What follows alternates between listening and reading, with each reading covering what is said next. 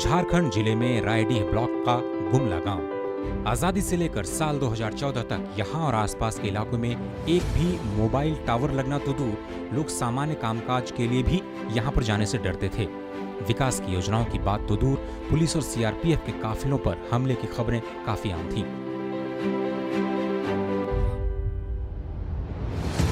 गुमला गांव की तरह देश के करीब 10 राज्यों में 100 के आसपास जिले नक्सलवाद की गंभीर समस्या से जूझ रहे थे। लेकिन अगस्त 2014 के बाद ऐसा कुछ हुआ जिसने इलाके की पूरी तस्वीर ही बदल कर रख दी। ये डिजिटल इंडिया का प्रोजेक्ट था। ये मुश्किल इलाकों में मोबाइल टावर लगाने का दुनिया का सबसे महत्वाकांक्षी प्रोजेक्ट था।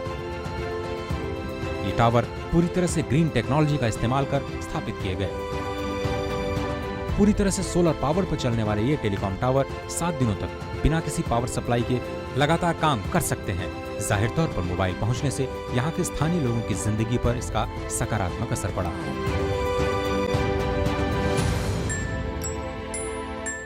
घर का कोई परिवार बाहर में है, वो कब आ रहा है, जब आ भी रहा है तो कैसे आ रहा है, कहाँ पहुँचा, फिर ठीक है कि बीमार है, उसको जानकारी लेते हैं। कोई एक्सीडेंट हो गया, कुछ भी हुआ तो हम लोग तुरंत खबर दे सकते हैं। चाहे किसी को बीमार पड़ जाते हैं तो डॉक्टर से भी हम लोग तुरंत बात कर सकते हैं। चाहे कि सरकारी योजना का भी कोई खबर देना रहता है तो हम लोग तुरंत दे सकते हैं। कहीं आना या जाना रहा तो घर में हम लोग सूचित कर पाते हैं। हम लोग को जाना पड़ता था उधर जंगल तरफ बात करने के लिए, और उधर भी नेटवर्क नहीं रहता था। कहाँ घूम के बात करते थे, और अभी तो नेटवर्क आ गया तो घर में ही बात करते हैं।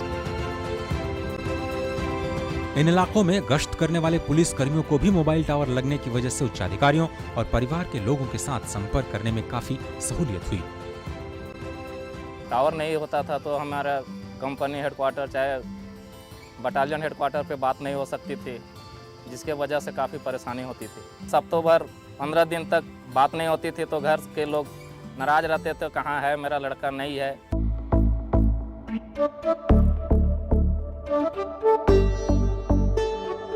उधर उत्तर पूर्व राज्यों में डिजिटल इंडिया के लिए सबसे मुश्किल इलाके रहे अरुणाचल प्रदेश में। मोबाइल पहुंचने के बाद की जिंदगी पहले से ज्यादा आसान हुई। ई गवर्नेंस यहाँ के लोगों की पहुंच में आया। सरकार और जनता के बीच की दूरी कम हुई। लोग अपनों के और करीब आए। हमारा नजर में सर ऐसा होता है, अभी एक डिलीवरी केस है तो पासगत पर फोन करता है तो वहाँ से एम्बुलेंस भेज देता है वो लोग। ऐसा में बहुत सुविधा हो गया हम लोग का। फोन आने से हमारा अभी ऐसा पैदा होता है जैसे कि होलसेलर से हम सामान मंगाने से भी अभी पटक के यहाँ आ जाता है गाड़ी में। जो फोन नहीं था हम खुद जाना पड़ता है। ये टेलीफोन आ गया है तो मोबाइल फ़ोन आ गया है तो हम लोग आराम से घर में बैठ के हम लोग अपना दूर का रिश्तेदारों से बात करता है। हम लोग का दादी लोग बीमार होने से, बेटी लोग बीमार होने से हम लोग फ़ोन करता है डॉक्टर को। डॉक्टर भी प्यार से आ जाता है। फोन जब कभी दिक्कत होगा तो हम लोग फोन से बुला लेते हैं। तो ऑफिसर को तो बुला नहीं पाता है, लेकिन पुलिस और मेडिकल सीधे अपना परिवार होगा तो फ़ोन से बुला के मेरा ऐसे ऐसे तकलीफ है तो आपका गाड़ी घोड़ा है, आप आइए। हमारा तो गाड़ी घोड़ा नहीं है, आप लेके मेडिकल पहुंचा दीजिए। इसी में काम करते हैं, मोबाइल में ऐसे बात करके बुलाते हैं। उत्तर पूर्व में कनेक्टिविटी के बाद सरकार का फोकस अब अंडमान निकोबार में ऑप्टिकल फाइबर की सुविधा लगाने और लद्दाख, जम्मू और कश्मीर के 354 सीमावर्ती गांवों में एक मोबाइल टावर लगाने पर है। ये डिजिटल इंडिया मिशन की बड़ी सफलता है। डिजिटल इंडिया यानी सबको अवसर, सबको सुविधा, सबकी भागीदारी। डिजिटल इंडिया यानी सरकारी तंत्र तक हर किसी की पहुंच। डिजिटल इंडिया यानी पारदर्शी, भेदभाव रहित व्यवस्था और भ्रष्टाचार पर चोट। डिजिटल इंडिया यानी तेजी से लाभ, पूरा लाभ। डिजिटल इंडिया यानी मिनिमम गवर्नमेंट, मैक्सिमम गवर्नेंस। आखिरकार रेहड़ी ठेला पटरी वालों ने कब सोचा था कि वो बैंकिंग सिस्टम के साथ जुड़ेंगे और उनको भी बैंक से आसान और सस्ता कर्ज मिल पाएगा। देश में बुजुर्गों ने, किसानों ने कब सोचा था कि उनको सरकारी योजना का लाभ आसानी से मिल पाएगा। सबसे बड़ा जो फायदा हुआ हमें, निःशुल्क राशन, यानी 2 वक्त की जो खाने की जुगाड़ रहती है वो बहुत अच्छे से हल हो जाती है। पिछले साल कोरोना में भी नई कमाई होने के बावजूद भी 2 टाइम भरपेट खाना खाया। राशन भी मिला है और उनके मोदी सरकार की तरफ से फ्री भी राशन भी मिला है। हमको लाभ मिला है, अनाज का लाभ मिला है, हमको योजना का, इसका आवास योजना का लाभ मिला है, और हर अभी गेहूँ चावल फ्री मिल रहे हैं। देश के युवाओं ने कब कल्पना की थी कि उनकी जिंदगी इतनी आसान हो सकती है। और कोरोना महामारी के दौरान तो डिजिटल इंडिया का लिटमस टेस्ट हुआ। सरकार ने जो भी डिजिटलाइजेशन का आह्वान किया है उससे मैं काफ़ी प्रेरित होकर सभी जगह पे डिजिटलाइजेशन का उपयोग कर रहा हूँ। जैसे कि हमें कोई पेट्रोल में बिल भरना हो या फिर कोई शॉपिंग करनी हो या रेस्टोरेंट में खाना खाने जाना हो, तो इससे सब हमें आसानी से हमें कर सकते हैं। इनके सभी कार्यवाही कामगिरी मैं अपने बैंक के मैं मोबाइल के माध्यम से करता हूँ, जिसमें मनी ट्रांजैक्शन हो या कोई भी लेन देन का रिकॉर्ड देखना हो, वो सभी आसानी से हो रहा है। मैं बहुत थैंकफुल हूँ नरेंद्र मोदी जी को, बिकॉज ऑफ जब से वो डिजिटल क्रांति लाए हैं हमारे देश में, हमारी लाइफ बहुत इजी हो गई है। बिकॉज ऑफ अभी क्या है कि आपको जो भी कुछ चाहिए आपको जस्ट ऑनलाइन ऑर्डर करना है, आपके घर पे पहुँच जाएगा। एम्प्लॉय जो है वो वर्क फ्रॉम होम कर सकते हैं, उसका पैसा उसके सीधा उसके बैंक अकाउंट में ही जाता है। और देखने जाए तो ये जब से ये ऑनलाइन ट्रांजैक्शन के ऐप आए तब से फिजिकली जो मनी जो लोग रखते थे पहले वो अभी रखते नहीं है। कोरोना की परिस्थिति थी, कॉलेज कैंपस बंद थे, लेकिन ये डिजिटल इंडिया के कारण और जो ये विकास हुआ है उसके कारण हम ऑनलाइन घर बैठ के पढ़ सकते हैं। अब आप देख सकते हैं कि सारी एडमिशन प्रक्रिया ऑनलाइन हो गई है, जिससे हमें बार बार कॉलेज कैंपस नहीं आना पड़ता है। डिजिटल इंडिया से तुरंत इन्फॉर्मेशन कलेक्ट करनी तो मिल सकती है, या कि मैं एक बिजनेसमैन हूँ तो मेरी बात करूँगा आपको कि जबकि कुछ फाइल रहती है हमारी और गवर्नमेंट में कुछ अर्जी की हो हमारी, तो देखनी है तो तुरंत हम ट्रैक कर सकते हैं कि कहाँ तक वो पहुँचा हुआ है, हमारी मैटर कहाँ तक पहुँची और कहाँ से हमको रिप्लाई मिलने वाला है। और डिजिटल से पूरा डॉक्यूमेंटेशन भी हम डिजी लॉकर या फिर अलग अलग एप्लीकेशन के माध्यम से हम स्टोर भी कर सकते हैं। We can say that at micro level families have become digital by default. And India government understood the need at right time and helped the nation a lot. They made everything available on your fingertips, right from groceries to vaccine. We just use our mobile phone and that's it. Order or register or get the things online. It has made our life really easier than before. Digital India movement basically digital क्रांति जो आ गई है India में, it's more than 6 years now. हमारे prime minister Narendra Modi ji का जो initiative था, it is working very well. And अगर आप देखोगे everything is going digital and technical in India. बहुत ही ज़्यादा एडवांसमेंट हो गया है एंड ये रिवॉल्यूशन ग्रोथ जो आया है, it's a very quick spurt. इतना अनएक्सपेक्टेड था और बहुत ही ज़्यादा एडवांटेजेस हो गए ये चीज़ होने की वजह से। अगर हम देखें कि हर चीज़ की गति और स्पीड जो है बहुत ज़्यादा बढ़ चुकी है। दुनिया में सबसे ज्यादा युवाओं वाले देश के साथ संपर्क साधने के लिए तकनीक कितनी जरूरी है, इस भूमिका का आभास साल 2001 से पहले ही नरेंद्र मोदी को हो चुका था। संघ के संस्कार का हो या कुछ प्रेरणा का हो अपने अधिकारियों की, जिसके कारण कुछ न कुछ अपना विकास करने में लगे रहे। जब ये शास्त्र मेरे सामने आया तो मैं उसका पोटेंशियल समझ गया। कंप्यूटर, इंटरनेट, इंफॉर्मेशन टेक्नोलॉजी, और फिर तो उसमें मन इतना लग गया कि कभी रात को देर देर तक मैं इंटरनेट पर खोया रहता हूँ। बहुत सी सारी दुनिया की चीज़ों पर बुक शॉप में चला जाता हूँ। आज डिजिटल इंडिया की जो तस्वीर पूरी दुनिया में चर्चा के केंद्र में है, राजनीतिक तौर पर उसकी शुरुआत आज से 20 साल पहले ही हो चुकी थी। साल 2001 में भुज और कच्छ में भूकंप की विभीषिका के मुश्किल दौर में संचार व्यवस्था पूरी तरह से ठप पड़ गई थी। भुज का संपर्क गांधीनगर से नहीं हो पा रहा था। उस मुश्किल वक्त में संचार सेवाओं की जनता को कितनी जरूरत थी, एक मुख्यमंत्री के तौर पर नरेंद्र मोदी को इसका बखूबी अंदाज था। शायद औरों के लिए बात छोटी होगी, मैं नहीं जानता हूं मीडिया के लिए बात का कितना महत्व है, लेकिन एक छोटी छोटी घटनाएं हमें नई जिंदगी देती हैं, नई ताकत देती हैं।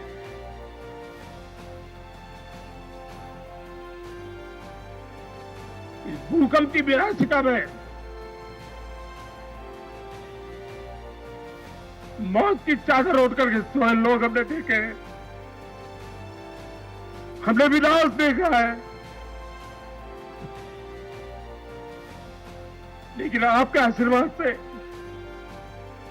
आपने हमारा हौसला बुलंद किया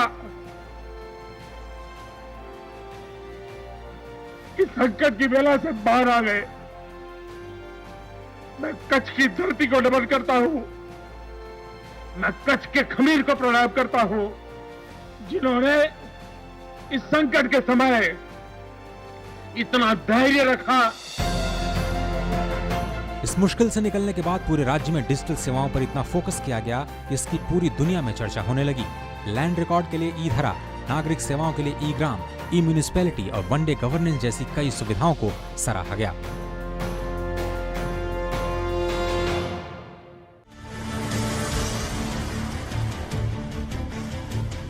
एक जननेता के तौर पर चुनाव में तकनीक के अभिनव प्रयोग का श्रेय भी नरेंद्र मोदी को ही जाता है। ट्रेडिशन, टूरिज्म, ट्रेड, टेक्नोलॉजी, ये 5 T ऐसे हैं जिसके भरोसे हम ब्रांड इंडिया को लेकर के विश्व को एक बाजार बनाने की ताकत खड़ी कर सकते हैं। मित्रों, भारत उत्पादन करे, दुनिया खरीद करे, लेकिन इसके लिए हमने टेक्नोलॉजी में अपग्रेडेशन करना होगा, हमारी टैलेंट का भरपूर उपयोग करना होगा। साल 2014 के चुनाव में 3D होलोग्राफिक इमेज का इस्तेमाल कर मोदी ने एक साथ कई वर्चुअल रैलियों के जरिए जनता के साथ संवाद स्थापित किया।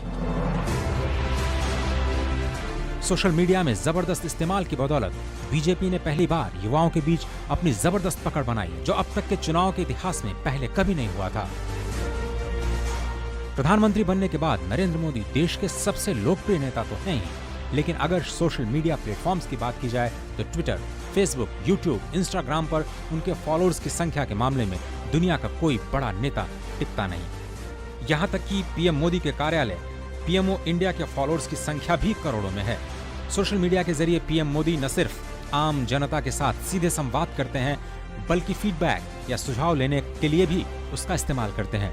एक तरह से प्रधानमंत्री ने गवर्नेंस में भी तकनीक और सोशल मीडिया का बेहद सफल प्रयोग किया। आज डिजिटल इंडिया एक सरकारी योजना नहीं बल्कि जीवन का मंत्र बन चुका है। भारत का गवर्नेंस मॉडल आज एक ऐसे मुकाम पर खड़ा है जिसके मूल में है ईज ऑफ लिविंग, और टेक्नोलॉजी है इस मॉडल का सबसे बड़ा हथियार।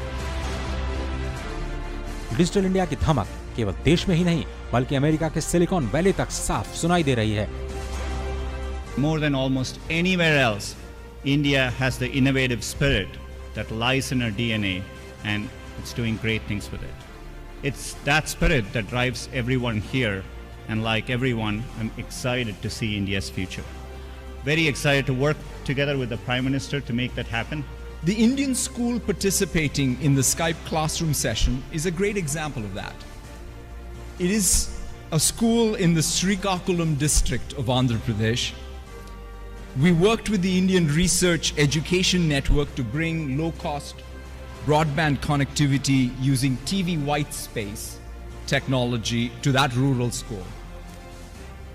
We're now working to pilot the same in Varanasi. And our plan is to partner with the Government of India, the state governments, the telecommunications company and the local ISPs to take this technology to 500,000 villages in India. When you look at Prime Minister Modi's vision of a digital India, a manufacturer in India using this inflection point that is occurring, what we do very well at Cisco is see that inflection point occur, and you compete not against other countries or other companies, you compete against your ability to innovate and the ability to skill in India, not 1 million jobs a year, but 1 million jobs new incremental a month. Think about how this gives you the vehicle with digital manufacturing that would not have been there before to make in India. 100 smart cities, 240,000 villages. Your vision, I believe, will happen. It takes a country and a leader that has the courage to do that.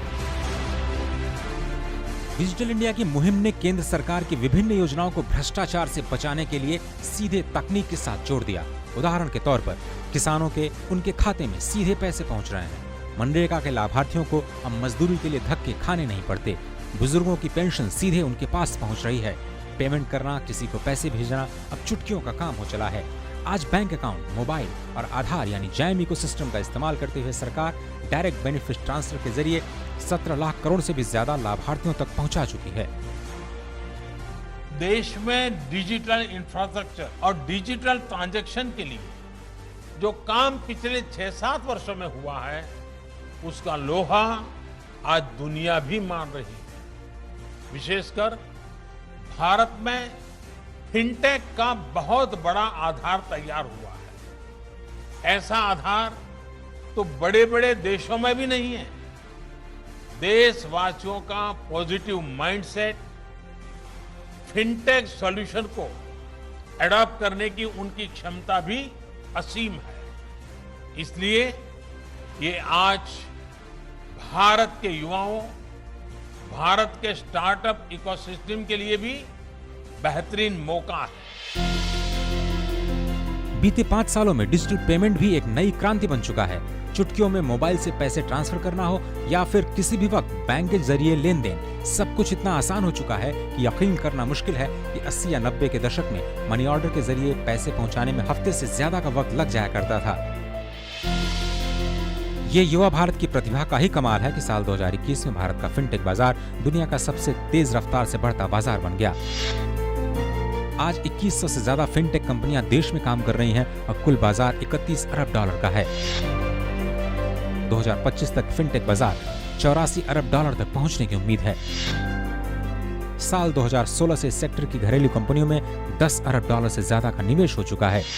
साल 2010 में भारत में payment system के नाम पर जो हथियार थे उसमें RTGS, ECS, NEFT, micro clearing और कार्ड्स शामिल थे। साल 2020 में पेमेंट सिस्टम में आरटीजीएस, एनईएफटी, नाच, IMPS, UPI, NETC, BBPS, RuPay, cards, PPI का एक पूरा इकोसिस्टम काम कर रहा है। 10 साल पहले 2010-11 में लाइन लगाकर पेपर पेमेंट की हिस्सेदारी कुल रिटेल पेमेंट सिस्टम का करीब 90% था और इलेक्ट्रॉनिक पेमेंट सिस्टम का हिस्सा 10%। कार्ड के जरिए केवल 1% पेमेंट किया जाता था। साल 2020 में इलेक्ट्रॉनिक पेमेंट की हिस्सेदारी 10% से बढ़कर 75%, कार्ड पेमेंट की हिस्सेदारी 1% से बढ़कर 4% हो गई। और इस पूरे फिनटेक इकोसिस्टम के पीछे एनपीसीआई जैसी संस्थाओं का योगदान अद्वितीय रहा। आज बैंक अकाउंट, मोबाइल और आधार यानी जैम इकोसिस्टम का इस्तेमाल करते हुए एक जगह से दूसरी जगह पैसे ट्रांसफर करना बहुत ही आसान हो गया है।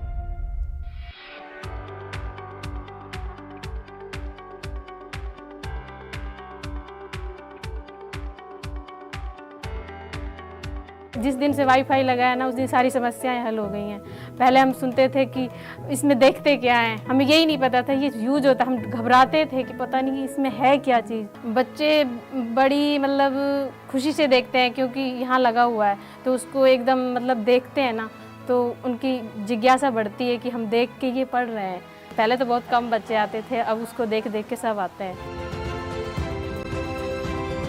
कोरोना काल में ऑनलाइन एजुकेशन और वर्क फ्रॉम होम की अहमियत सबको समझ में आ गई। छात्रों और शिक्षकों ने नई व्यवस्था में अपने आप को ढाला। तकनीक संचार का एजुकेशन सेक्टर में इस्तेमाल करने की नींव नरेंद्र मोदी ने गुजरात से ही रखी थी, जिसका असर आज सबके सामने है। नरेंद्र मोदी की दूरदर्शिता का ही परिणाम है कि अब देश के 6 करोड़ परिवार में से कम एक व्यक्ति को डिजिटल साक्षरता के साथ जोड़ने का लक्ष्य रखा गया है। दीक्षा पोर्टल बहुत ही उपयोगी है। हम तो 2018 से इसका इस्तेमाल कर रहे थे, लेकिन अभी पेंडेमिक में जब sir face to face classes नहीं हो पा रही हैं, उस वक्त दीक्षा पे 1,62,000 तरह तरह के जो कंटेंट्स हैं वो हमें बच्चों के साथ साझा करने में बहुत ज़्यादा आराम मिल रहा था, जिससे बच्चे इंटरैक्टिव फॉर्म में वीडियोस को देख करके, सबसे बड़ी बात सर ये है कि हम देश के किसी भी कोने में इसका इस्तेमाल कर सकते हैं। क्राफ्ट पेपर निकालते हैं सर, इसका सॉफ्ट कॉपी निकाल के फिर इसका हम लोग डिज़ाइन करते हैं। फिर कंप्यूटर द्वारा हम लोग को हार्ड करता है, इसलिए हम लोग पहले इसको इस पेन से यूज़ करते हैं डिज़ाइन बना के। फिर इसका हम लोग सॉफ्ट कॉपी निकालते हैं। सॉफ्ट कॉपी निकालने के बाद हम लोग इसके कपड़े पर डिज़ाइन बनाते हैं। कपड़े पर डिज़ाइन बना के हम लोग फिर इसका डिज़ाइन करते हैं। सर ये जड़ी की डिज़ाइन हुई है। उधर स्वास्थ्य सेवाएं भी डिजिटल इंडिया के साथ जुड़कर करोड़ों लोगों को फायदा पहुंचा रही हैं। इस कोरोना काल में जो डिजिटल सॉल्यूशंस भारत ने तैयार किए वो आज पूरी दुनिया में चर्चा का विषय भी हैं और आकर्षण का केंद्र भी। दुनिया के सबसे बड़े डिजिटल कॉन्टैक्ट ट्रेसिंग ऐप में से एक आरोग्य सेतु से कोरोना संक्रमण को रोकने में बहुत बड़ी मदद मिली। टीकाकरण के लिए भारत के कोविन ऐप में आज अनेकों देश दिलचस्पी दिखा रहे हैं। Our technology platform for COVID vaccination, the platform we call COVIN, is being prepared to be made open source. Soon, it will be available in any and all countries. A few days ago, we vaccinated about 9 million people in one day. They do not need to carry around fragile pieces of paper to prove anything. It is all available in digital format. But best of all, the software can be customized to any country as per their local requirements. जाहिर तौर पर digital India आज एक ऐसा mission बन चुका है जिसने देश को आजादी के नए मायने दिए, हजारों सपनों को नए पंख दिए, अर्थव्यवस्था को नई उड़ान दी और ईज ऑफ लिविंग को एक नई परिभाषा।